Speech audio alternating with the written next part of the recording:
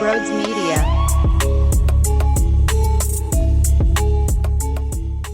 What is going on, everybody? Welcome on into Sports Talk with Broads. All this team does is win right now. A 6-4 victory over the Angels to keep this hot streak going. Oh, by the way, there were a lot of home runs. Oh, by the way, there were 2 home runs from Trea Turner. There was also a spectacular defensive effort in the first inning, which helped the Phillies keep it at a 1-run game before he tied it with a solo shot of his own. In the bottom half of the first, he took over, and it was outrageous, and so was Bryce Harper's 2-run shot to tie it up 3-3. So was Trea's second shot to take a 5-3 lead. And the funny thing about the Bryce Harper one, I was watching upstairs in the family room, right? And my wife goes, "Hey, do you mind if I throw my show that I'm watching on Netflix on, and maybe you could head down into the man cave and watch on TV?" Yeah, I got no problem with that. That's part of what we built down here in the basement,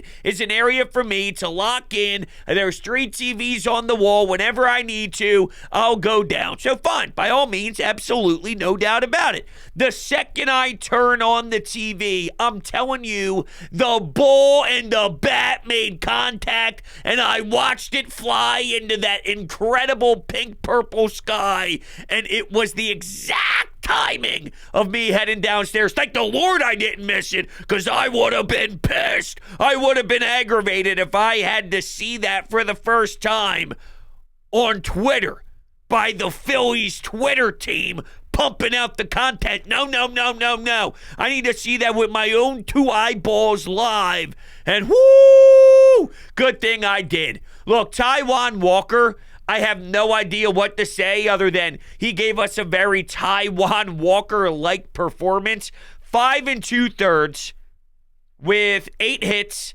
3 earned runs, 2 walk batters. That first inning got ugly. A couple guys are on. It's like, what the hell is going on here? But seriously, Trea Turner saved a run defensively. Amazing work by him. And to his credit, when he was in his own feelings and when he was feeling sorry for himself and when he was a disaster, there's no way in hell that that was going to happen. Let's not even get started on the offensive power trip, okay?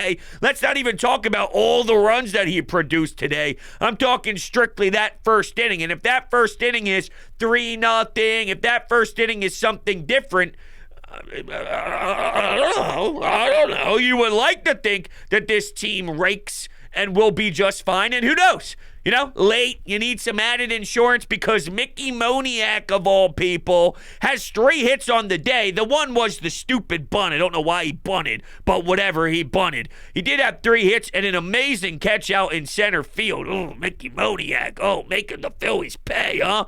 Look, you have Alec Bohm and Brandon Marsh securing a nice 2-run comfort lead. So when you go to Craig Kimbrell, there's some more wiggle room. I thought the bullpen, outside of Matt Strom, there were a few hits there. Hoffman, excellent. Soto, good job. And, of course, Craig Kimbrell. So, you know, I don't know this Taijuan Walker thing. I think it was in yesterday's show. I talked about his veteran presence and him finding ways and grinding through games in a 3-game series. Does he deserve it?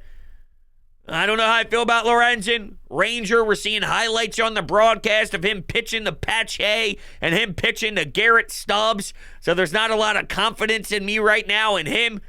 But if we're looking at the whole Taijuan Walker experience, today didn't really support what I was saying yesterday. And a lot of this is really because of it's by default that you have to look in his direction. He didn't really support that or back that up today at all. He is bizarre. The velocity doesn't shine. It doesn't pop. You can make the argument that for someone that isn't throwing the ball as hard and doesn't have that same whip and that same strength that he is accustomed to, it could be a lot worse. There's probably a lot of other pitchers that would fall completely flat and suck insanely. He's not doing well, but there's a big difference between getting shelled and every single ball getting squared up and then him working through whatever trouble you want to label this. I don't know. Is there positives in that? Is it the fact that he's not his best self, and this isn't pure Taijuan Walker. At the same time, though, he can still almost give you 6 and allow 3 earned runs. Now, he went 5 2/3. I'm just saying, if I told you before a game started that he won't have great stuff at all and he'll struggle, but he can sniff around 6 innings and only allow a couple earned runs, is there something to that? I don't know. I think I'm just trying to convince myself that it's not as tragic as it really is, and I want myself to believe that there's something more in there, and I don't know if that's the case. So I'm absolutely 100% just putting on a front and pretending like this is something that we could build off of. But in reality, it's not whatsoever, and I'm nervous and I'm scared for that particular role right now in a 3-game series that is very important. You got to hope that this offense continues to click and do its thing because, man, that ball is flying in August, and they need to let it fly in September, and I also need it to fly in October. They're playing special baseball right now. There's no denying it. You are afraid to play this team. I will say, to Matt Strom's credit, here's Shohei Ohtani. And what does he do with Shohei Ohtani? Puts him down. It's a shame we got robbed of a Shohei Ohtani pitching experience. It's a shame that Mike Trout isn't able to put on the cleats and play here at CBP in front of this crowd, in front of a hometown area. Sucks. I wish we could. Think about it. The Angels decided we're going in.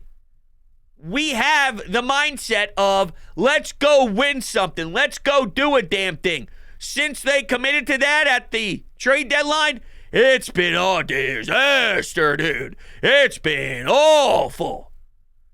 I forgot about O'Hoppe, too. Just thinking about former Phillies and trades and Mickey Moniak.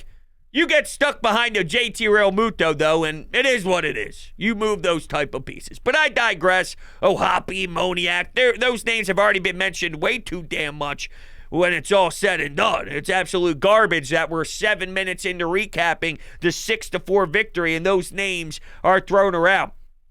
I love the fact that Brandon Marsh, though, was super reliable. Those details I value so much. It's a 1-run game. Can you just get one more?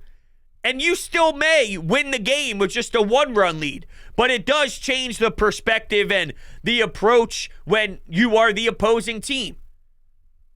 It's a harder buy-in.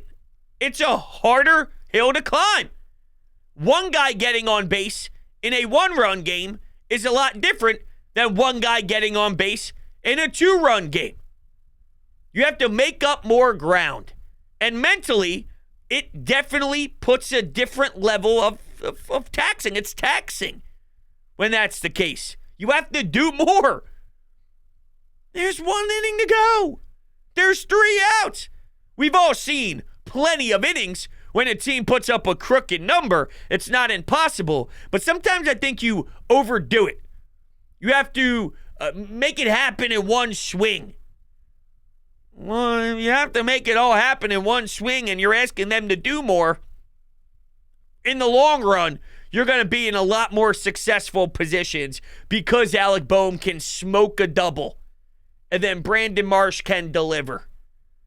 That's the difference in a team that puts another squad away.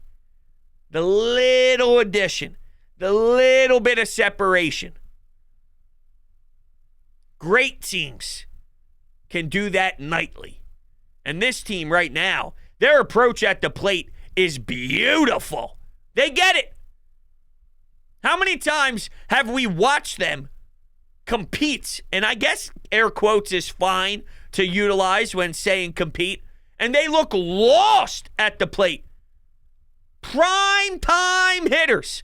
And when I say prime time, I'm talking the moment is in the prime of the game. And we need someone to smack something. And the bat stays on the shoulder. Or you're swinging at a slider away, but you're letting the fastball that's middle in go. Because you're thinking of something else.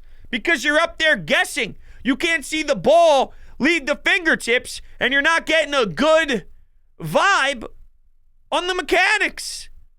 on the arm slot. You look like a fool. Too many of these good hitters did that for a while. Now we're getting the 180 of it. It's locked in mode. Think about it right now. I want you to close your eyes unless you're driving and listening to this on Apple Podcasts, Spotify, Google Podcasts, all your podcasting platforms. If you leave a 5-star rating, that would mean the world to me. And since I'm on somewhat of a side angle here, I just want to throw in there, Broads Media Gaming is my second YouTube channel. I just uploaded my MLB The Show 23 Phillies franchise opening day game. It was something. Oh, I'm telling you right now, it was something. Make sure you check that out. The link is down below in the description.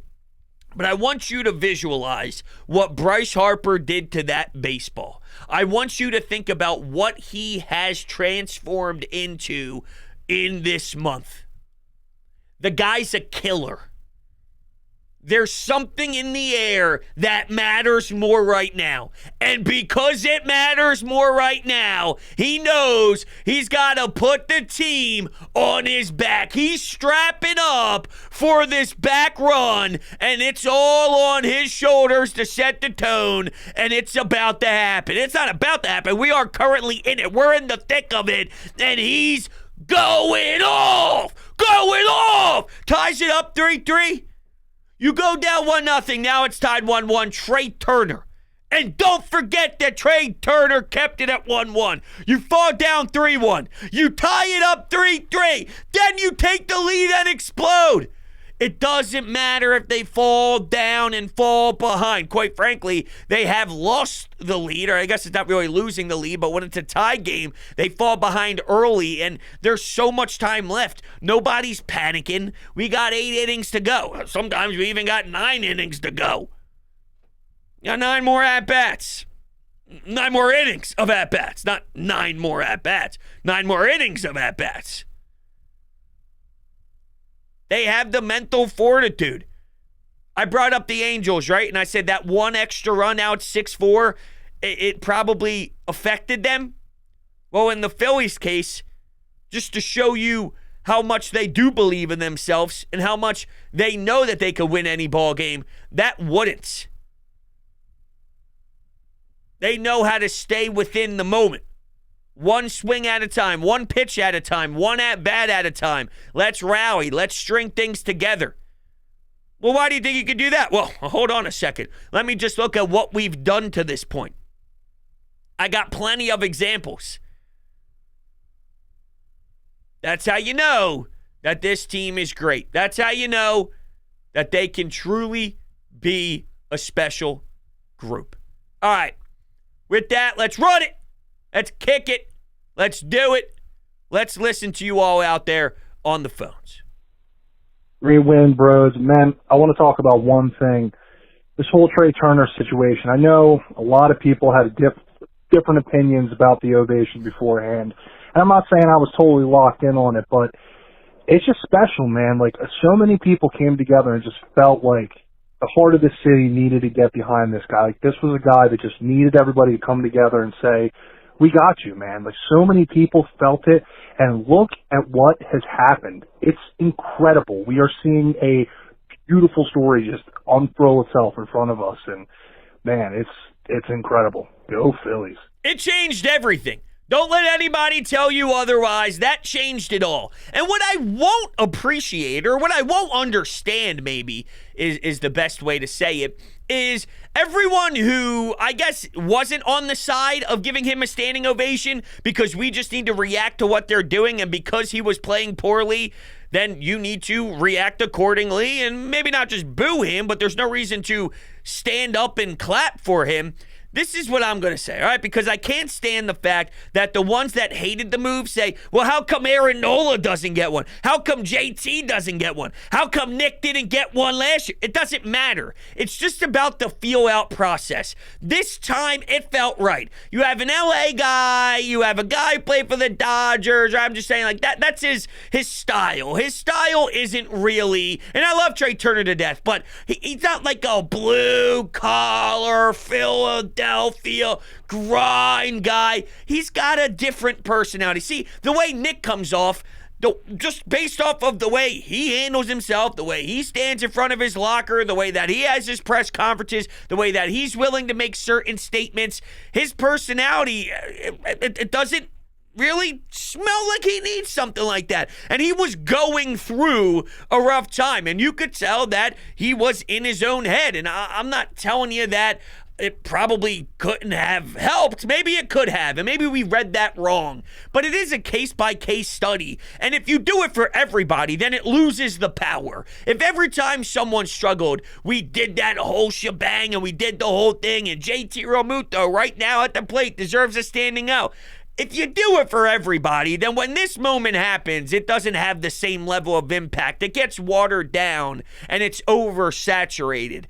His personality, and even JT and Nick Castellanos, they have different personalities. For some reason, just because, I really can't describe it for you other than if you watch this team every single day, you know Trey and who he is as a person. You get sort of his vibe. For Trea Turner, it made sense. This is rare. It's a rare occasion.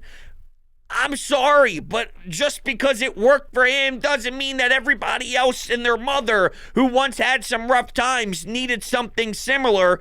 This is a one-off, okay? Maybe a two-off at some point down the road in years to come, and it's going to be separated by a long period of time.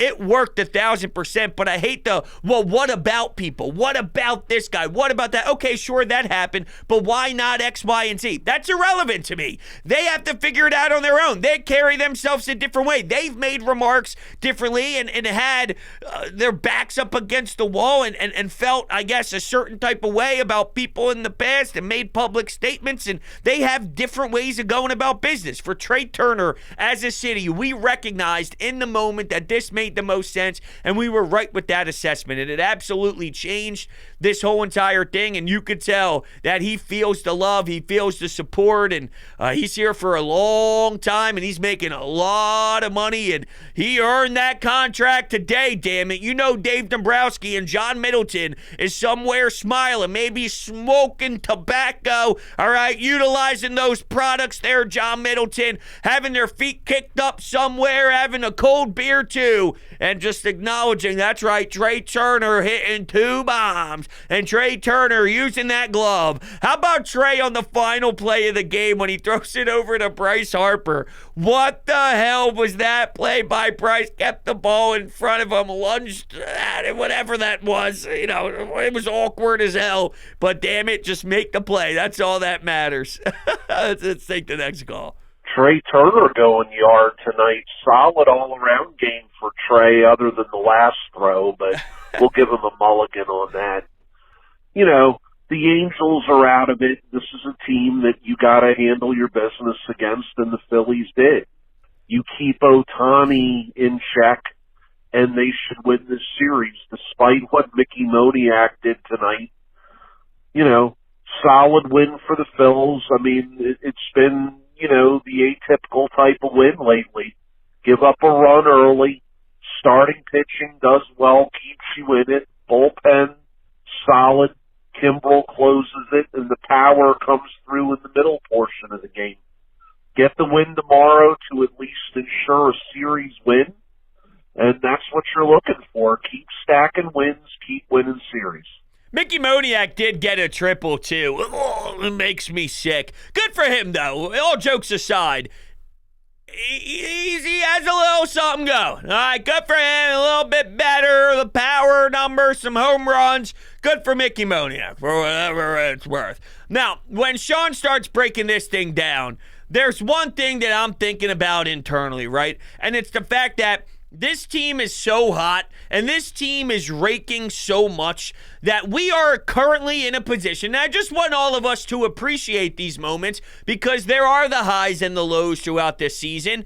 that we are now in the spot where when you wake up or as soon as the game is over and it's 10 o'clock, 10:30, you're ready for first pitch the next night. As soon as you wake up and you're hitting your Keurig machine, you're going to Starbucks to get your pumpkin cream cold brew. Oh, it's so damn good. It is the best thing to ever touch my lips in regards to coffee. I love it. It's back. I can't stop buying it. $6+ I hate it every single time I put up my damn Starbucks app and I say, yeah, go ahead, scan this, please. I don't give a damn that this is way too expensive because it's amazing. So when you do that and you're going to get your day started, all you're focused on is let's get to first pitch. Let's watch this team win. Let's see another dub.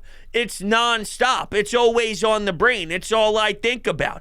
It's, okay, something Phillies related, basically 24 hours throughout the day. I'm taking my dog to the vet because she's got some separation anxiety that happened today. And we spoke to the doctor. It was sort of a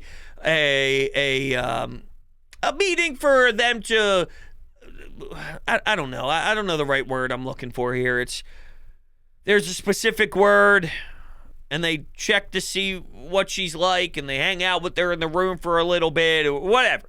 And the whole time, because it was at 5:30, and it took about until 6:15, 6:20 to get out of there, I'm going, Taijuan Walker, Bryce Harper, Trea Turner. As my dog's sitting there, my poor pup, we're trying to make sure she can get better, get her some anxiety medication. I should be focused on her. And I was thinking about Rob Thompson's lineup. I was thinking about Bryce Harper's comments about Shohei Ohtani and possibly saying something over at first base, even though it's, whatever's good for him. No, I'll tell you what's good for him. Yeah, Bryce, I'll tell you what's good for him. Jims, D'Alessandros. The list goes on and on. What's next? Good show for the Phillies offense tonight, bros. That was a great win. Trea Turner, I'm looking forward to watching you take us into this World Series, into this playoffs. It's coming around, looking like the money we paid for. Got a question for you, bros. Well, first of all, Taijuan Walker, his audition for the number 3 spot didn't impress me tonight. It's got a ways to go. So Lorenzen or Suarez or Sanchez, they're all auditioning for that spot, I think. And my question is, bros, do you think Rob Thompson is deferring to Realmuto's ego? I don't know why he doesn't bat him in the 8th spot behind Marsh and keep that left-right thing that he's got going in the top of the order. And so he doesn't end up with the 8, 9, and 1 hitters as all left-handed batters, because it just makes sense, and Realmuto isn't doing it. So I was wondering if you think he's deferring to that, because it doesn't make sense for him to be batting behind Bone at this stage in the way he's playing. He's a good defensive catcher. I understand him being out there, but if he's not going to hit, then move him down in the lineup. I got no problem with it more because of, I'm saying, what? Okay, your thought process is, I heard 2 different things. If you want to tell me you don't like having multiple left-handed hitters at the bottom of your lineup, and then when things get flipped around, Kyle Schwarber's at the top, so it's 3 lefties in a row, I am so in on that. That, absolutely, I co-sign that. I think that's bad. There's no way that you can have that many lefties in a row and that be good. I just don't think that that's a recipe that I really like to dive into on a consistent basis. So, yes, absolutely 1,000%.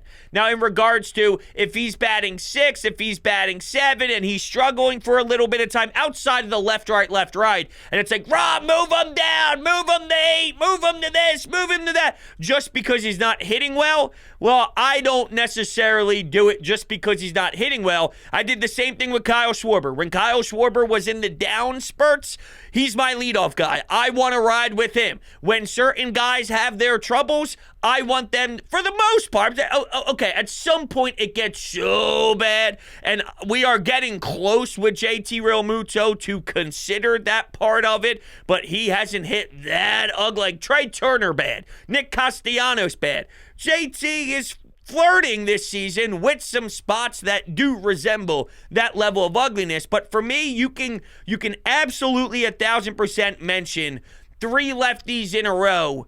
Okay, yup, I agree. I'd rather break that up. The whole hitting thing, JT, deep down, is a great hitter, just like Kyle Schwarber was, just like Nick Castellanos was, just like Trea Turner was.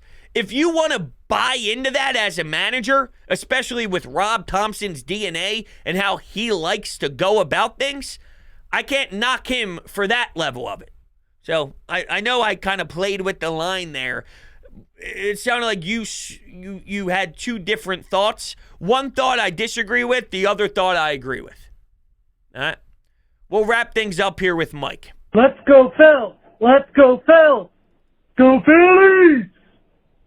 Go boys! Let's go west! Go into the wild card. Let's wreak some damage. I'm pumped up. Another win. Let's go. Also, I fucking love this team. Pardon my language. I love this team. Even though they like to jerk my chicken around, this team always delivers. Go Phillies! Mike, you in those comments. What did you say the other day? I might actually have the call still in here, and it tries to do the transcript of the calls, so it says it in text form as well with the audio file. You didn't say jerk my chicken, but you said something else, and you had me dying. I don't know. I'm looking through a couple of your calls here, but I don't see it exactly. You're something, man. I love it. I love it. I love it. I love it. You crack me up. Do I get it? Oh, no, I thought I did. I'm probably overlooking it at some point here. But anyway, I'm trying to scroll and click the best I can. I can't find it. You crack me up, Mike. All right, everybody. Thank you all so much for hanging out with me tonight. We'll be doing this again tomorrow, probably after a W, because, well, that's what this team does at this point. I love you all so damn much, and I'll see you on the next one.